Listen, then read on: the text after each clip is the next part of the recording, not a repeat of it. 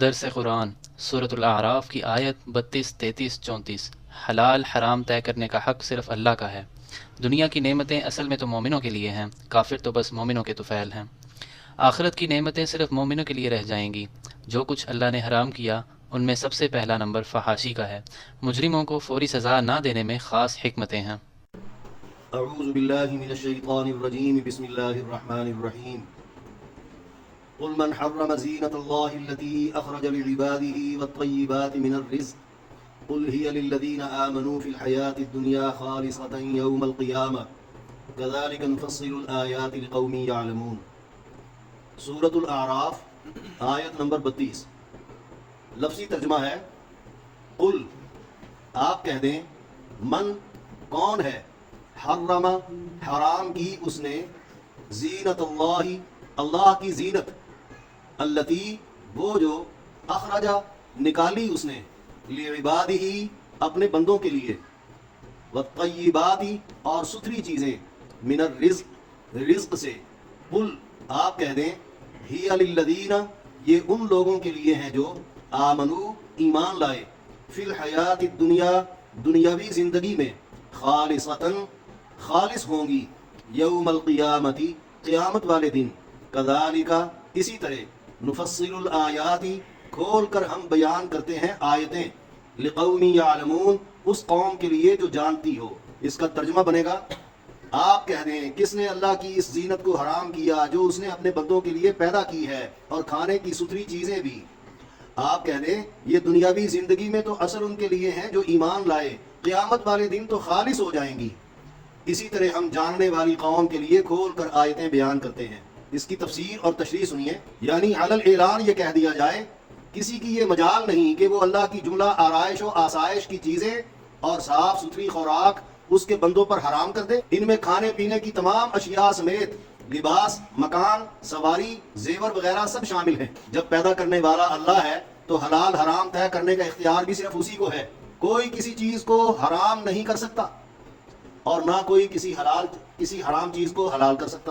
یہ اختیار صرف اللہ کا ہے۔ بقول مفسرین، آیت میں ان جاہل عربوں کی سرزنش ہے جو طواف میں زینت یعنی کپڑے پہننا اور ایام حج میں عمدہ خوراک کھانا حرام اور گناہ سمجھا کرتے تھے۔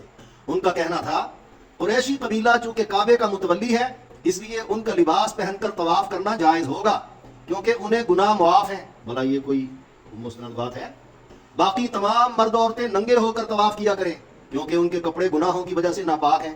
وہ لوگ اسے بہت بڑی نیکی سمجھ کر مسلمانوں سے بھی یہی توقع رکھنے لگے کہ وہ بھی بغیر لباس اور خوراک کے عبادات کیا کریں۔ اس پر اگلا اعلان یہ کروا دیا گیا کہ اصل تو دنیا میں یہ تمام نعمتیں پیدا ہی مومنوں کے لیے کی گئی ہیں جو خالص کائنات کا حق پہچان کر شکر بجا لاتے ہیں کہ یہ کائنات اللہ نے بنائی ہے اور یہ نعمتیں بھی اللہ نے عطا کی ہیں۔ تو مومن لوگ اس دنیا میں قدم قدم پہ اللہ کا شکر بجا لاتے، نعمتوں کو استعمال کرنے کا بھی حق انہی کا ہے۔ کفار کی بات رہی تو وہ تو مومنوں کی طفیل فائدے اٹھا رہے ہیں جو کہ صرف قیامت تک کے لیے ہے۔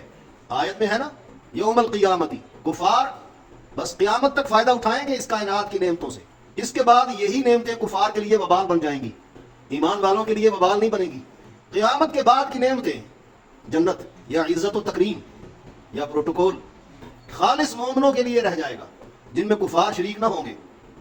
ایک قول یہ بھی ہے کہ دنیاوی نعمتوں میں تو رنج و الم بھی ساتھ ساتھ ہے، مگر آخرت میں یعنی قیامت کے دن کے بعد جو خالص ہوں گی نعمتیں، خالصتا یوم القیامہ، ان میں کوئی رنج و الم نہیں ہوگا، وہ ہر قسم کے رنج سے پاک ہوں گی اور خالص نعمتیں ہوں گی۔ یہاں نعمتوں کے اندر رنج و الم بھی ہے، اولاد آتی ہے، اولاد چلی بھی جاتی ہے، کار کوٹھی بنگلہ گاڑی آتا ہے، چلا بھی جاتا ہے، یا سم ٹائم یہ چیزیں نقصان بھی دے جاتی ہیں، تو رنج و الم ہے نا یہاں کی نعمتوں میں۔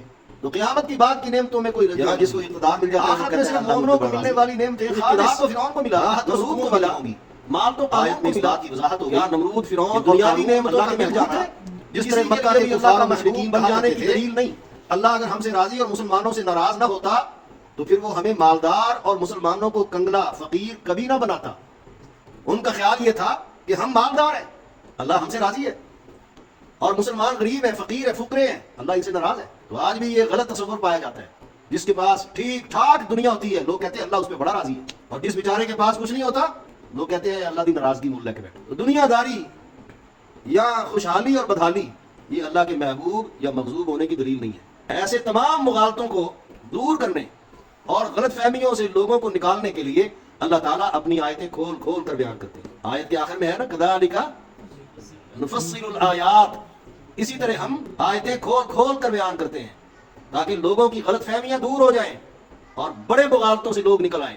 اب آیت کے اندر آپ نے سمجھ لیا نا کہ جب جہالت کی تہ جمی ہو تو لوگ خود سے چیزوں کو حلال اور حرام کرنا شروع کر دیتے ہیں۔ اللہ اس بات کا حق کسی کو نہیں دیتا، یہ دین اللہ کا ہے، دنیا میں کوئی بندہ اس دین کے اندر ترمیم کرنے کا مجاز نہیں، کسی حلال کو حرام یا کسی نیکی کو بدی یا کسی گناہ کو ثواب ڈکلیئر نہیں کر سکتا، یہ سارے اختیارات اللہ کے پاس ہیں۔ اور میں تو کہا کرتا ہوں چیزوں کا حلال حرام ہونا، اعمال کا جائز ناجائز ہونا اور نیکی بدی کی تفریق اور گناہ ثواب کی تعیین یہ عرشوں پہ ہوا کرتی ہے، فرشتوں پہ نہیں ہوتی۔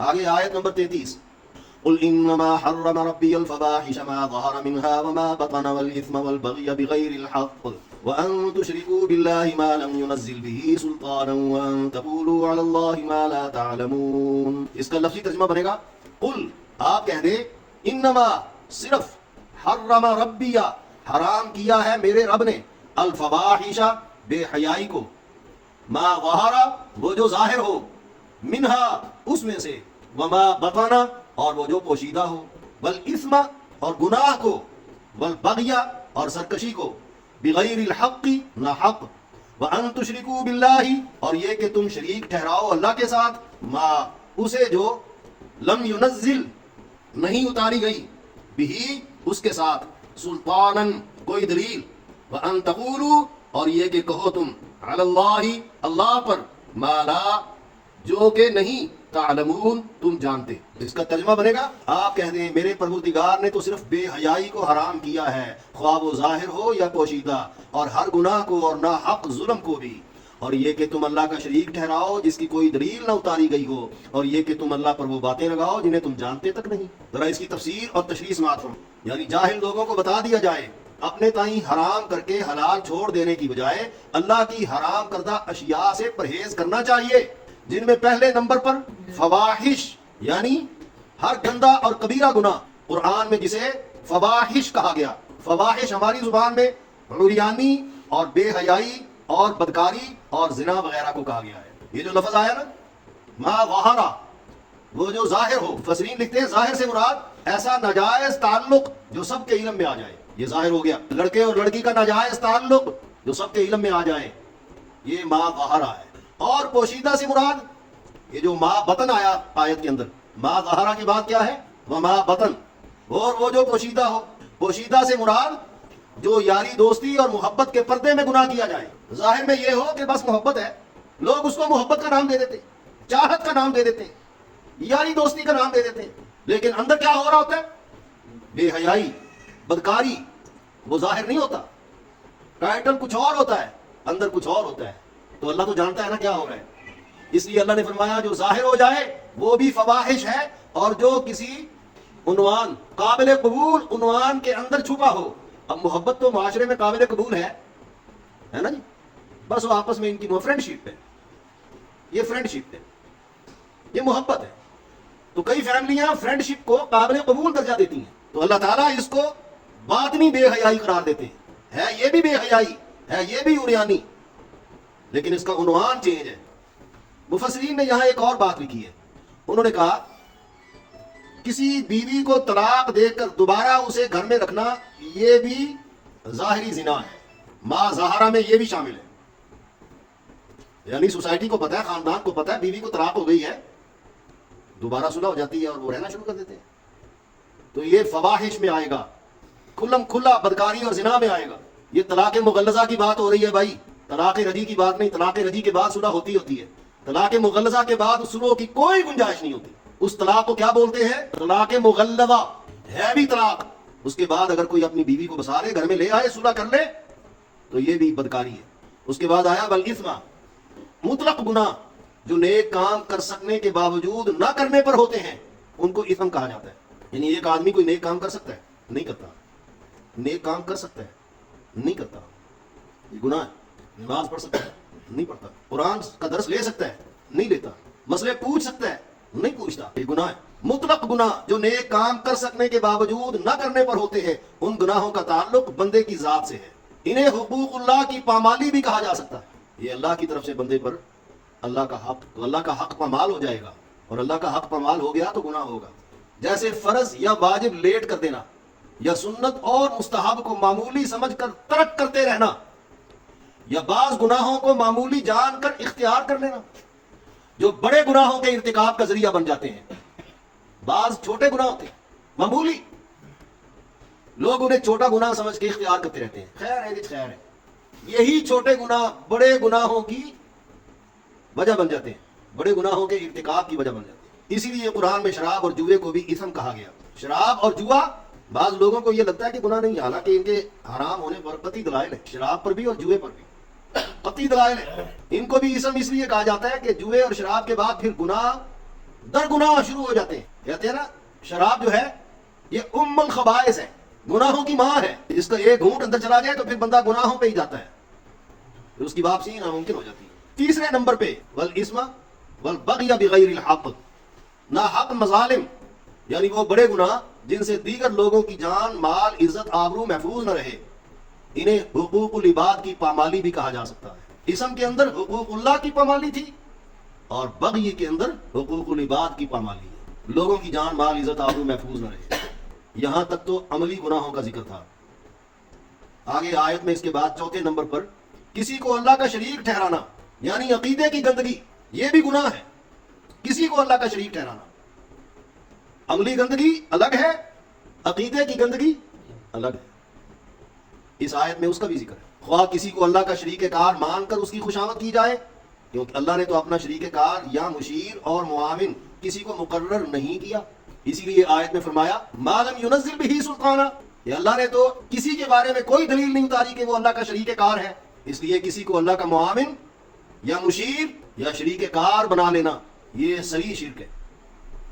या फिर दूसरी किस्म ये है, नेकियों में रियाकारी करके अल्लाह के साथ किसी और को भी खुश रखा जाए। नेक अमाल करते वक्त रियाकारी की जाए, दिखावा किया जाए ताकि लोग खुश हों। हालांकि नेकी तो सिर्फ अल्लाह को खुश करने के लिए होती। अगर किसी और की खुशामद हो जाए या दिखावा हो जाए तो वो तो नेकी नेकी रहती नहीं। ये छोटा शिर्क है अगरचे, लेकिन ये भी अमाल को बर्बाद कर देता है। जितनी बड़ी मर्जी नेकी आप कर लें, जितना बड़ा मर्जी सवाब का काम कर लें, अगर उसमें रियाकारी आ गई या दिखावा आ गया तो वो मट्टी हो गया। पांचवें नंबर पर आयत में आखिरी लफ्ज है क्या, वान तक़ूलू अलल्लाहि मा ला तालमून, अल्लाह की तरफ बगैर कुरान और हदीस के हवालों के बातें मंसूब करना, ये भी बहुत बड़ा गुनाह है। यानी एक तो ये है ना कि अल्लाह ने ये फरमाया, उसकी कोई दलील कुरान की आयत होनी चाहिए, हदीस रसूल होनी चाहिए। बिना किसी दलील के और बगैर किसी आयत और हदीस के हवाले के अल्लाह ने ये तो नहीं कहा, अल्लाह ने ये कहा। अमूमन लोग क्या देते हैं, क्या दलील है उसकी, अल्लाह ने ये भी तो नहीं ना फरमाया, क्या नहीं फरमाया, अल्लाह ने ये भी तो कहा है ना, क्या कहा है अल्लाह ने। दलील होनी चाहिए आपके पास, कुरान की किसी आयत का हवाला होना चाहिए, नबी अलैहिस्सलाम के फरामीन में से किसी फरमान का हवाला होना चाहिए, तब अल्लाह पे कोई बात मंसूब कर सकते हैं, वरना नहीं। बिना किसी सनद और दलील और हवाले के अगर किसी ने अल्लाह के ऊपर बात मंसूब की लगाई तो इस आयत की जद में आएगा वो, वअन तक़ूलू अलल्लाहि मा ला तालमून, जो तुम जानते नहीं वो तुम अल्लाह पे क्यों लगाते हो बातें। इस आयत में गुनाह की तमाम अक़साम का बयान आ चुका है, कोई गुनाह रह नहीं गया। आयत नंबर 34, वलिकुल्लि उम्मतिन अजलुन फइज़ा जाअ अजलुहुम ला यस्तअखिरून साअतन वला यस्तक़दिमून। लफ्ज़ी तर्जुमा बनेगा वलिकुल्लि उम्मतिन, और हर ग्रोह के लिए, अजलुन वक्त मुकर्रर है, फइज़ा फिर जब, जाअ आन पहुंचे, अजलुहुम उनका मुकर्ररा वक्त, ला यस्तअखिरून ना पीछे होंगे वो, साअतन एक घड़ी, वला यस्तक़दिमून और ना वो आगे होंगे। इसका तर्जुमा बनेगा और हर किसी जमात का वक्त मुकर्रर है, फिर जब उनका मुकर्ररा वक्त आन पहुंचे तो वो एक घड़ी पीछे हो सकेंगे और ना ही वो आगे हो सकेंगे। इसकी तफसीर और तशरीह समाअत फरमाएं, यानी दुनिया में जो भी कोई फिरका या गिरोह जितनी मर्जी मनमानियां और खुदाई अहकामात की खिलाफ वर्जियां कर ले, फिर भी तयशुदा मुद्दत तक उसे कुछ नहीं कहा जाएगा, क्योंकि हर जमात का एक मुकर्ररा वक्त तय है। बकौल मुफस्सिरीन, कुफारे मक्का कहा करते थे, अगर आप अल्लाह के सच्चे नबी हैं तो अपने रब से कहें कि वो हम काफरों को अभी हलाक कर दे, नहीं तो फिर हम सच्चे और आप झूठे हैं। इस पर यह आयत करीमा नाजिल हो गई कि जुर्म के फौरी बाद या मुतालबे पर हलाक करना खिलाफ हिकमत है। इसका यह मतलब हरगिज न लिया जाए کہ کفر قابل مواخذہ نہیں، دنیا میں عذاب آئے یا مرنے کے بعد عذاب پہنچے، اس کے لیے اوقات مقرر ہیں۔ جب وہ وقت پہنچیں گے تو پھر تقدیم و تاخیر نہیں ہوگی۔ تو جرم کر لینے کے بعد اگر عذاب نہیں آتا تو اس کا مطلب یہ نہیں ہے کہ یہ جرم قابل مواخذہ نہیں تھا، ورنہ ابھی اور فوری مواخذہ ہو جاتا۔ اس آیت نے یہ مغالطہ بھی دور کر دیا۔ لِكُلِّ أُمَّةٍ اجل، ہر جماعت کا وقت مقرر ہے مواخذے کا، اس سے پہلے نہیں ہوگا۔ اسی طرح ہر آدمی کے بھی مواخذے کا وقت مقرر ہے، اس سے پہلے مواخذہ نہیں ہوگا۔ اللہ ہم سب کو سمجھ نصیب فرمائے۔